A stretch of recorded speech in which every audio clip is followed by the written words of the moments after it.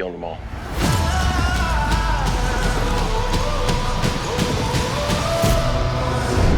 Welcome to Durbania. I'm Durbin. And I'm John Mars. And this is our spoiler talk for The Magnificent Seven.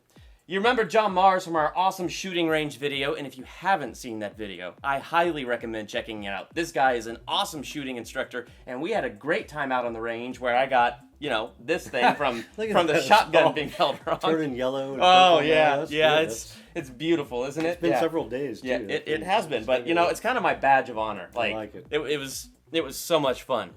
So, you have a shooting instructing company, right? I do. I own a company called Spartan Training Resources. Here's our training video that we have out on handgun training. I do classes for civilians, law enforcement, military personnel, private lessons or scheduled classes, that sort of thing. Yep. This guy's also an up-and-coming actor, and I would not be surprised to see him super famous one day soon. That would be pretty awesome. Yes. Thus taking Durbania up because we got him on here before he was super famous. And making so much money. I'm almost $1,000 Yes. Like $99 more. All right. Oh, wait, no, 990. No. So, The Magnificent Seven. So we saw this movie the other day, and I just really, really liked this movie. What did you think? I did. I wasn't sure what to think going in. I did not like Training Day that the same director did with Denzel and with Ethan Hawke. Mm-hmm. Denzel won a Academy Award for that, but I did not like the movie. It was totally ridiculous premise. Didn't know what to expect. I was really excited. I loved the original Magnificent Seven film. Came out when I was a kid. So this one, I loved it. I thought they really nailed it. I was very happy with the way it came out. I loved everything about it. I feel like they nailed everything. I mean, from the most basic things to the character stuff. I mean, just the cinematography was amazing. Just those panoramic shots of the countryside and the mountains. Like, if I wasn't so into the movie, I might have gotten out of my seat and gone on vacation. Because the stuff that they showed and the way they showed it to me, it was just so beautiful. Yeah, they did it. The cinematography was great. The storytelling was great. I thought just like establishing the bad guy, they did that brilliantly before the credits even were done rolling. I know. He'd already killed a bunch of people and burnt down a church and oh my gosh, terrorized them. And then it's like, oh, now we'll start the movie. Okay, I guess we know what's up with this dude. So the bad guy, he's the bad guy from Green Lantern with Ryan Reynolds. Don't let that throw you because he's a fantastic actor. And as the villain, Sarsgaard. Yeah, Peter Sarsgaard. And he was, I mean, like you said, in just the first 3 to 4 minutes of this movie, the town is gathered together in a church because they're trying to figure out what are we going to do about this problem of this guy taking our land. And he's got all this money, all this gold. So really, he's got all this power, all this army, all these men behind him, and he can just do whatever he wants. Literally. And anything. Anything. Seriously. Owns anything. the sheriff. Yeah.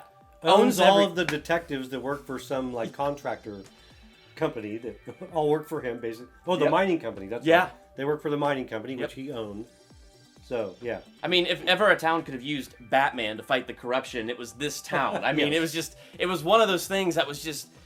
But the moment he shows up on screen, I feel like before he said one line, the way he just walked in on screen, that kind of glazed over look in his eyes, the manner in which he spoke, everything about him yelled creep and yelled evil from the deepest depths. Yeah, he walked in that church, and nobody had to say a line. You knew. Oh, yeah. Oh, here's the guy. Oh, yeah. He is the man. And he walks down the aisle, and just like, this is a guy... You do what he says, or you're gonna die. Yeah. Period. I mean, the preacher just yielded his podium without even a fight, and then when he opened his mouth, you're just like, I can't stand. Like you just hated him. Yeah, he was a great villain. He was amazing, and then I love to hate that dude. Yeah, then he shoots the woman's husband, which was just cold. Oh yeah, that was cold. So, but I mean, the whole and the look on his face when he did it too. Oh yeah, it was just matter of fact. Boom, there, now you're dead. Yeah. Anyone else? No, I didn't think so. It was just such a casual thing, but you could understand why, just because of this actor's performance, the way he portrayed it, you could understand why this town is afraid of him. I mean, he was just one of those characters. Yeah. And it's the Old West. It's like you don't go on Facebook and say, please notify somebody we're in Yeah. trouble. Yeah. You don't make a phone call. You're like out in the middle of somewhere, Yeah. and this is your life. You Yeah. deal with this dude. Yeah, they're isolated. So it's Yeah. either they give up their homes and take their chances in the wilderness, or they fight to defend their homes. Which Or they could die. Yeah. So it's like their choices are limited, which is why our lead girl, she goes out with, her friend after her husband gets killed, and they go to find somebody that can fight. And they run into Denzel Washington. And one of the things we were kind of talking about this right before we started rolling, but if I had to say anything about this movie was weak, it would be how fast they brought together the Magnificent Seven. And it wasn't even a montage. It's just, you meet them all really fast, and they all kind of just say yes right away. And I'm thinking, in the selfish Wild West, wouldn't they put up more of a fight? And yeah, you kind of think that at first because you're like, really, everyone's just going to buy into this? Yeah. But then that's where it also got good, was the character development throughout Yes. the film. You realize why. Yeah. Because none of them had anything to live for. Exactly. They're like, oh, here's a chance to maybe do something good. Yeah. I like that. In a lot of movies, when they build up a crew, Yeah. that part's boring. Yes. When it's a big, long 20 minutes into the film and they're still gathering their people, that's boring to me. Yeah. Exactly. So I thought I liked the way they ran through it, got it done, and then explained later why everyone bought it. I thought that made the movie flow better. It allowed them to get together as a group sooner, and then all the one-liners started flying. Oh, yeah. So I thought it was all of that great. was so good. Yeah. And I have to take a moment and compare it to Suicide Squad, which makes me sad because I love DC and I so want these DC movies to be good. So when they introduce to you the Suicide Squad, it's like one montage just so you get to know their names. It's another montage just to get to know them a little better, and then it's another montage of them being drugged out of their cells and plopped together to go on the mission. And it was just, that felt forced and that felt rushed, and to me that just didn't work. It did not help me get to know those characters at all. If I wasn't familiar with DC, I don't think that would have helped me very much. And then the character development throughout the movie, they really only developed Harley Quinn and Will Smith. Whereas this movie, you go through this fast. It's not a montage, but you get the idea. And then, like you said, throughout the movie, through the one-liners, through the dialogue, through the conversations, through sitting at the campfire, and all these different things, you get to understand all these guys have nothing left to live for, and they're at the end of their rope. And they didn't push it on you. They just they rushed through the go get this guy, let's bring that guy, which I like. Get that out of the way, get on with the show. And each one of those, when you found the character, like when Vincent D'Onofrio, when they came across Jack Horn, there's two guys bragging about how they killed him and took his rifle, and all of a sudden, thwack, a tomahawk out of nowhere. They said they smashed his head in with a rock. He comes up bloody, and he says, "They broke a rock over my head." It was more like, they broke a rock over... I can't do his voice. He has such a great voice. It was awesome. So I liked that. And then they were like, okay, now we'll, give away why everyone is doing what they're doing. So I like that it just let the story develop, get them together, and they're gathering at dinner, and the one-liners were just awesome. Yeah. It was well done. So let's hit the ones that got the most screen time, which is Denzel Washington and Chris Pratt. I think they did a good job balancing it, though. The other seven got a fair amount of screen time, but clearly those two got the most. What did you think of Denzel in this movie? I liked him. I mean, Denzel is awesome. Oh, yeah. He's good in everything that he does. Yeah. So I thought his persona, his screen presence is very much in this. He did not have nearly the great lines that Chris Pratt had. Yeah, that is true. But his character was a very serious dude. He was... Well, he's the leader. He's the Leonardo of the Ninja Turtles. He's got to be the strong leading force. Then we can... I have weird analogies. Yeah, I know. But yeah, he was the large and in charge, a very serious dude. I thought Chris Pratt's character, just awesome. The one-liners he had throughout were just great. He was fun to watch. Oh yeah. I need to see it again and again. He had great moments, like the magic trick. At first I was kind of thinking the Joker from The Dark Knight, but the way Chris Pratt just did this, where these guys take him out to shoot him, and this is before he's joined the group, and so he does a little magic trick with the cards, and then kills the guys, or kills one of the guys, blows off the ear of the other guy. But I mean, that was a great magic trick too. It was. He grabbed the dude, and said, "Want to see another magic trick? I call it the disappearing ear." Bam! Shoots his ear off. That was class.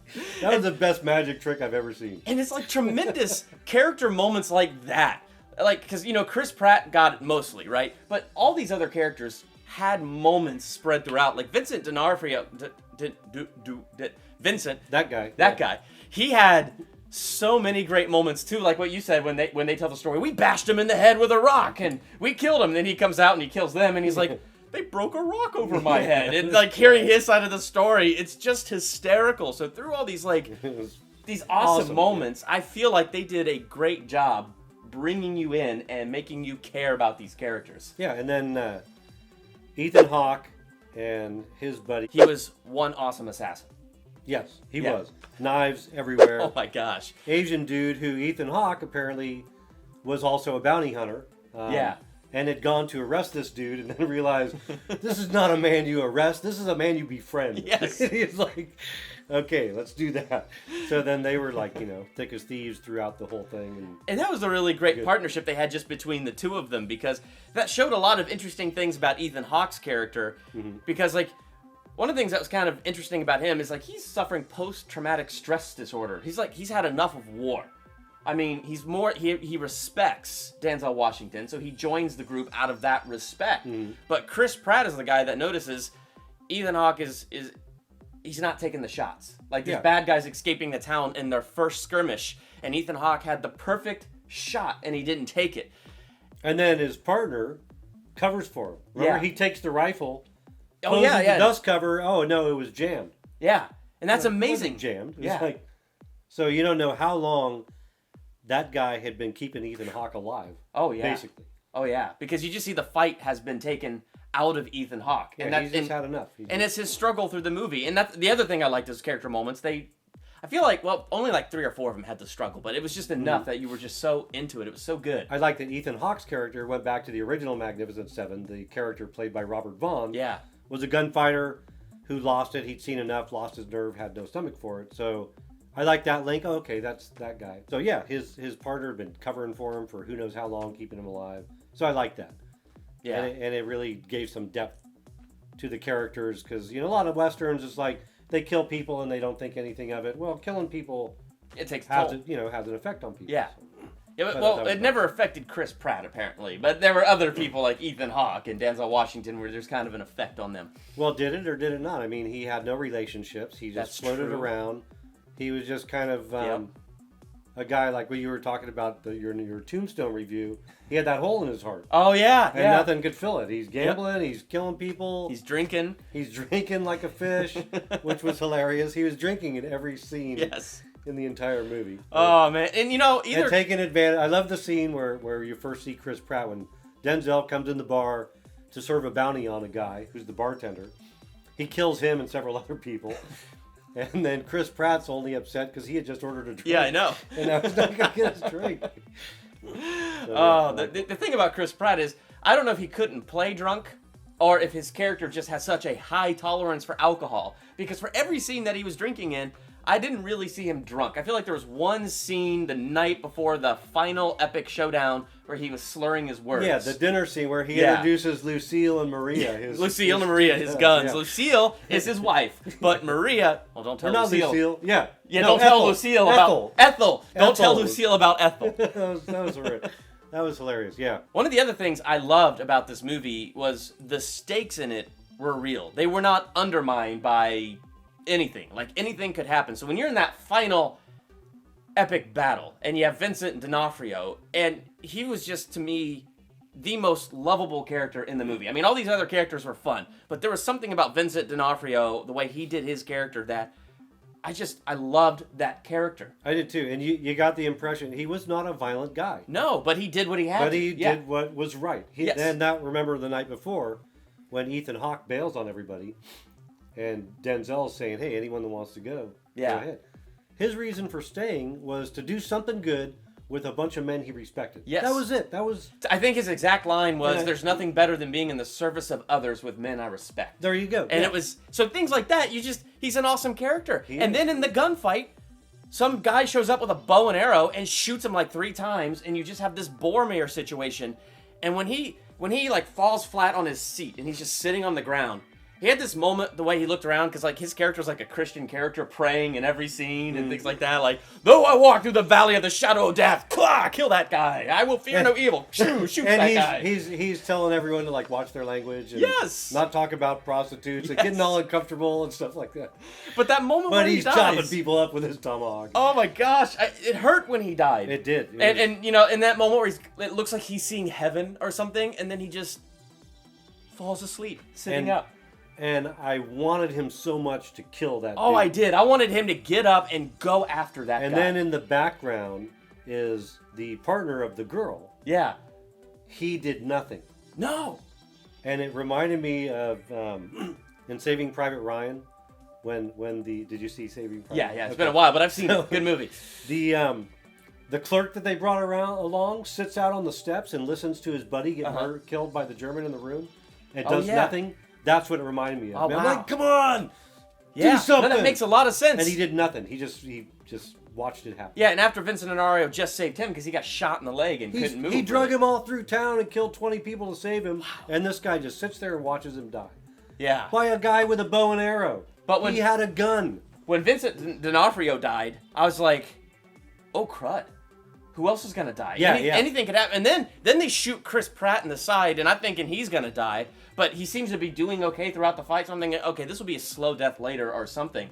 But then he just goes out. He goes, we gotta go take out that other gun over there. The Gatling gun. Gatlin. Thank you. I can't believe I forgot a Anyway, but the way he died, and he goes out there, and all those guys just start shooting at him, and he's getting hit. But he just keeps going. A part of that was a little unrealistic because I think if you get hit by bullets like that, you're like down.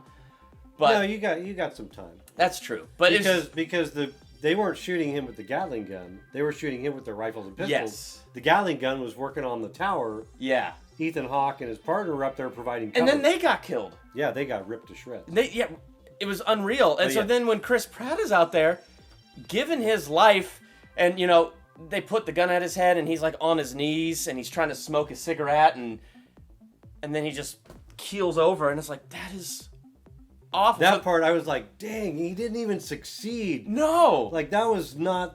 That wasn't even cool. No, it was But not. then all of a sudden he comes back up and he's got dynamite Yeah. that he lit with the cigarette and throws it at the Gatling gun and blows everybody up, including himself. And it was like, oh my gosh. So at this point, like when you have the assassin killed, you have Ethan Hawke killed after he became a coward and ran out, and then came back. And then came back. And with a vengeance. He comes jumping over, wagons on fire, shooting his rifle from horseback. That was a great scene. That's why he was the sharpshooter. Like, you got to see it in that moment. Yes. That's why this dude was the sharpshooter. That was awesome. He was bringing some scunion with him. But as soon as they were all dead, it's like, oh, crud. Well, when Vincent D'Onofrio dies, that's when you realize, oh, anyone can die. Yeah. It like took on a Walking Dead type. Oh, okay, even the stars can die. So then you're really not knowing. Up until then, I mean, a Western is pretty predictable as it is. You know there's going to be good guys and bad guys. And good guys win, bad guys lose. Yeah. So you know there's going to be a showdown with the bad guy. But what I liked is, okay, now the good guys are dying, so you don't know who's going to end up in that showdown. Who's going to walk out of this? Exactly. It was so I like that. You still, I mean, you know where it's going at the end, but you don't know who's going to be there. So out of the 7, 3 survive, which is the Native American guy, Denzel Washington. And the Mexican. And the Mexican, as Chris Pratt called him. Oh, good. We got a Mexican. And those two. Oh my gosh. In each other's face, fighting the whole time, wanting to shoot it out with each other. And they became brothers. And then at the end, they're helping each other. Yeah. Yep. And I could feel the Mexican's pain when Chris Pratt was dead. Like, that was, like, just moments like that were so But he brought it to that dude. He ran out there in the street and just shot that dude into a casket. Yeah. Literally shot him all the way across the street where the guy He was not frozen solid. Chris Pratt gets shot in the side. This is the first time Chris Pratt gets shot. And this dude gets so angry, he runs out behind Chris Pratt and just boom, boom, boom, boom, boom, and takes that guy out. That was pretty awesome. But then at the end, so Jody of Jody's Corner, we did a video swap, and his spoiler free was on my channel, so check that out. One of the things that he said was out of character for Denzel Washington, and since this is a spoiler talk, we can talk about this. So you build up throughout this whole movie Denzel Washington as this very righteous character and leader. But the one thing you never get is the full background as to why he cares so much. Why this girl reminds him of his sister, who we clearly get died, and Ethan Hawke even says, make sure you fight the battle in front of you, not the one behind. So you know there's clues, but you still get Denzel built up as this completely righteous figure. But when he's alone with the bad guy, he doesn't just kill this bad guy. He, like, shoots him in the leg, shoots his gun out of his hand, gets the guy on his knees in the church and says, pray with me, putting his hands around his throat, choking this guy out. It's like, come on, pray, or whatever, and pray for God's forgiveness. It's like, I think I get what Jody was saying, that in that moment, with all the build-up we got for Denzel's character, this felt like a moment out of character. But what did you think? And then I'll tell you my initial reaction. Well, see, I disagree with his synopsis of Denzel's character. I didn't see him as a righteous guy doing the right at all. Okay. I saw him as an opportunist, making money. Very much, was a business transaction. I mean, that's what he was. He was a bounty hunter, deputized in the Indian Territory, but that's all he did. He made money off of shooting people or bringing them in. They offer him. We never even know what they offered him. That's true. We don't. We had a bag full of gold or whatever. We know they had a gold mine, so we assume it was some pretty decent money. At that point, it revealed why Denzel did the whole thing. Yes, and I thought that made a lot of sense. But I didn't think it was out of character for him. I think it opened up a whole other part of his character. Yeah. That we hadn't seen yet. Yeah. Like, oh, it's not even about the money. It's about vengeance. Yeah. Totally. That's all it's about, which is fine. Yeah. But I think it kind of... he never told all the other guys that he didn't know him. He just... For them, it was money. Or something to do that was good. Yeah. And I think Denzel took advantage of all of his friends and brought them in to do this job, and everybody else. Vincent D'Onofrio thought he was being righteous. He was following Denzel because he agreed, like, oh, this is a righteous guy doing something good. Yeah. No. He's like, you're going to come and help me murder the dude that murdered my family. Now, I kind of got a mixture of what Jody said and what you said, because I do feel like they built Denzel up to be a very righteous character. But I also thought there was the buildup that he had a lot of pain in him just because of some of those lines that were dropped. So throughout this whole movie, there's an ulterior motive. It has something to do with his sister in that past, and there's anger. Probably has to do with this bad guy. So he did something. And you find out that bad guy did to his town what he was doing to this town. So I agree that I really think it was vengeance, and he was driven by vengeance. But I also didn't read it, though, as he took advantage of his friends, because I think, yes, he was probably 70% motivated by vengeance, but I also think there was the rest of the percent, I hate math, the rest of the percent where he was motivated by, this guy's just keep doing this, and we got to put him down, and it's got to end. Like, the oppression has got to end.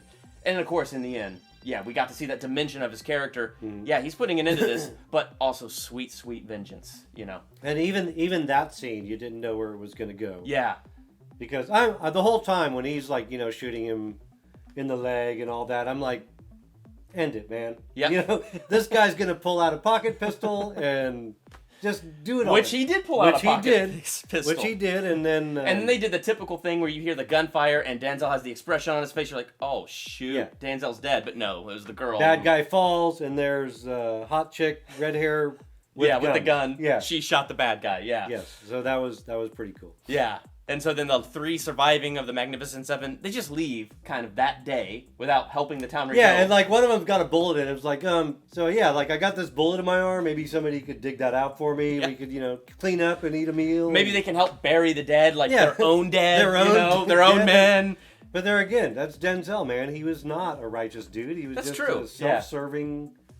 And that came out at the end. He's like, hi, everybody. I brought you here not to save this town, but to help me kill this dude that killed my family. But he did ride out with the other two surviving people, and I do think that he did truly bond with these men, and I think there was a true bond even beyond that. So I do see what you're saying, because I kind of thought that too. The way he just rode away, it was just kind of cold, and I was like, dang, dude. And then the way he just killed the bad guy at the end, that was kind of cold. I was like, dang, dude, but... I liked the killing of the bad guy.